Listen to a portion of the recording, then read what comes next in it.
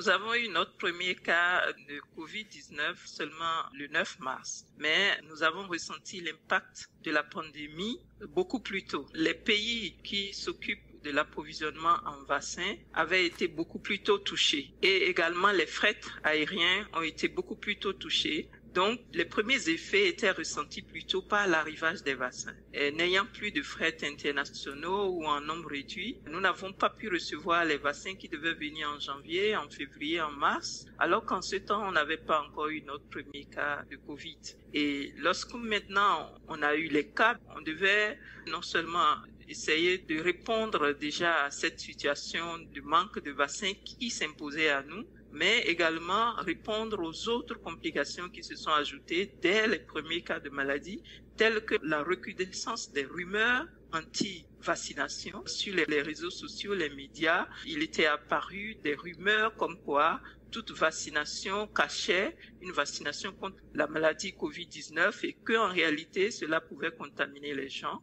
Il y a eu bien sûr la peur qui s'est installée et cette peur s'est installée des deux côtés. Ce n'est pas seulement du côté des utilisateurs, mais aussi du côté des prestataires, comme quoi les hôpitaux devaient recevoir aussi des cas de malades de Covid-19 et que ces cas, la maladie étant très contagieuse, si on va dans les structures de santé, on pouvait être contaminé. Il y a bien sûr aussi d'autres problèmes tels que la phobie qui s'est installée aussi parmi les cadres. On ne pouvait plus aller en supervision et sans compter cela, s'est ajouté les complications en lien avec les mesures de prévention et de contrôle de l'infection qui se sont installées, à savoir le confinement des villes, la limitation du nombre de personnes rassemblées à 50 et la distanciation, la quarantaine aussi qui s'est installée et des villes entières. Nous étions fermés à un moment donné, même si le ministère continuait de travailler, plusieurs partenaires n'étaient plus accessibles.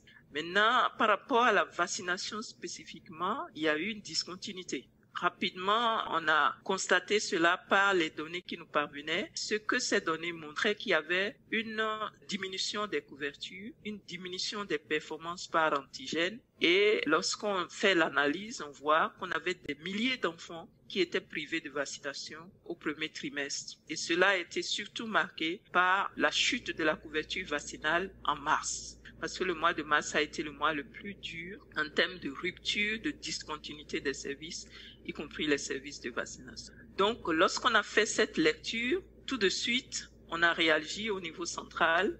C'était de donner des directives aux gens, de les orienter par rapport à la maladie, de dire que oui, cette maladie est contagieuse, qu'on peut l'avoir, mais en prenant des mesures de protection individuelle et collective, on pourrait continuer à donner les services. Et donc, nous avons tout de suite essayé de sortir une première directive qui donnait des lignes d'orientation à comment réorganiser les services pour que les services de vaccination puissent continuer. Quand est-ce que les vaccinations ont progressivement repris? En fait, il n'y a pas eu un arrêt complet. On a juste comparé la couverture, c'est-à-dire chaque mois, nous connaissons le nombre d'enfants qu'il faut vacciner. Et en janvier, on savait quelle était la proportion de ces enfants vaccinés. En février, on avait à peu près la même tendance et même un peu plus améliorée. Et puis, boum, en mars, aucun des vaccins n'avait pu atteindre 100% des enfants. Des directives simples de quelques pages sont sorties et dès avril, la remontée de la couverture a commencé à être observée. Ça n'a pas été partout et pour tous les vaccins tout de suite, mais progressivement, tous les vaccins ont remonté en couverture et tous les enfants ont commencé à pu être atteints. Lorsqu'on a fait, par exemple, en mars, à la survenue des premiers cas, confinement, mesures de distanciation, on a vu qu'on avait environ 18 000 enfants qui n'étaient pas couverts ce mois-là, au premier trimestre. Et ça a chuté progressivement jusqu'à 4 000 enfants qui n'étaient plus couverts en juin. Donc, on a des chiffres qui nous permettent de voir depuis des milliers d'enfants non couverts en mars, qu'on a diminué progressivement jusqu'à 4 000 enfants qui n'ont pas pu être complètement vaccinés selon le plan de vaccination.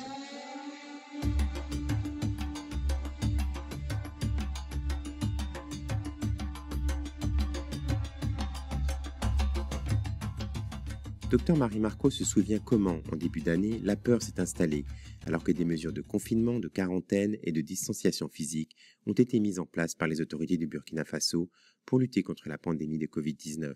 La panique était vraiment généralisée parce qu'il faut dire que jusqu'aujourd'hui, il y a des régions qui n'ont pas eu de cas. Personne ne prévoyait la tendance au départ, donc tout le monde vivait la même panique. Que ce soit les régions qui sont déjà très touchées, comme le centre ici à Ouaga, comme des régions qui n'auront jamais eu de cas par la suite. Toutes étaient dans la panique. Est-ce que vous prévoyez des chiffres encore meilleurs pour le mois de juillet? La couverture ne fait que s'améliorer. Je pense que maintenant, avec la maîtrise de la situation de la pandémie à coronavirus, et puis il y a aussi le fait que beaucoup de documents et d'orientation sont déjà mis en place. Il y a aussi un guide que le pays a élaboré, le guide d'orientation de la continuité des services de manière générale, y compris la vaccination, sans compter que le programme de vaccination lui-même a fait plusieurs documents de continuité de la vaccination, tant dans les zones insécurisées que dans le contexte du Covid. Des financements sont mobilisés pour acheter du matériel et des équipements qui sont déployés au niveau des formations sanitaires jusqu'à la périphérie. Et puis l'accompagnement qui est fait d'abord par les vidéoconférences et qui sont maintenant ponctuées par quelques descentes sur le terrain. Tout cela rassure le personnel et la tendance ne pourrait être qu'à l'amélioration. Pendant la pandémie, nous avons également remarqué qu'il y avait beaucoup de cas d'épidémie qui survenaient. Je me rappelle qu'on avait un seul cas de paralysie flasque aiguë due au poliovirus. Un seul cas suffit pour déclarer une épidémie. Et on devait reprendre la riposte en mars. Et c'était le jour même où on allait partir sur le terrain que le confinement a été décrété. Pendant le confinement, bien sûr, on continuait d'observer cette région. Et les cas se sont multipliés. Aujourd'hui, nous sommes à plus de 673 cas d'enfants paralysés par le poliovirus. C'est un virus dérivé, c'est-à-dire dérivé de la vaccination incomplète. Et donc, cela a fait que nous avons pu organiser une campagne malgré la pandémie. Mais cette décision d'aller à la campagne, malgré que c'était réellement interdit, était basée sur des critères que nous avons longuement analysés.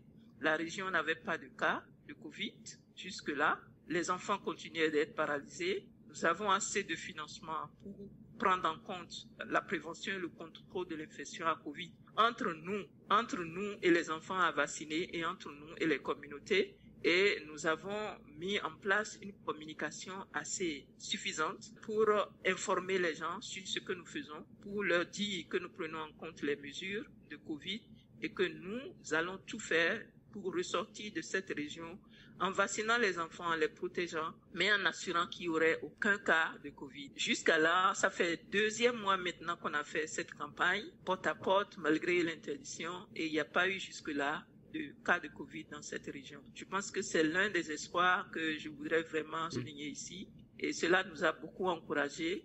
On continue d'avoir des cas et on se prépare maintenant à une campagne beaucoup plus grande qui couvrira des millions d'enfants. C'était que 159 000 enfants qu'on avait couverts avec cette petite campagne, mais c'était nécessaire parce que c'était la seule région frappée en ce temps. Aujourd'hui, on a 9 régions qui sont touchées par cette épidémie de polio qui paralyse des enfants. Et donc, on se prépare à une grande campagne qui va couvrir environ 3 millions d'enfants. En réalité, je pense que le Covid-19 a été d'une grande leçon pour l'humanité entière, pour le système de santé en particulier, que en réalité les frontières ne sont pas si solides. Les frontières en termes géographiques comme en termes de délimitation du monde, je veux dire pays en voie de développement, il n'y a aucun système qui a été épargné. Et cela est la première leçon que moi je tire de cette situation, c'est que la pandémie à coronavirus est un événement assez complexe qui remet en cause toutes nos certitudes jusque-là acquises. Maintenant, l'autre leçon que je tire, c'est que nous avons été capables quand même, malgré la méconnaissance de l'infection, nous avons été capables d'une réactivité assez positive et rapide. Parce que moi-même, je ne m'attendais pas à ce que nous observions une discontinuité des autres services. Personne ne s'attendait à ça. Et lorsque c'est survenu, c'est un peu comme si chaque semaine, nous maîtrisons un peu plus la situation.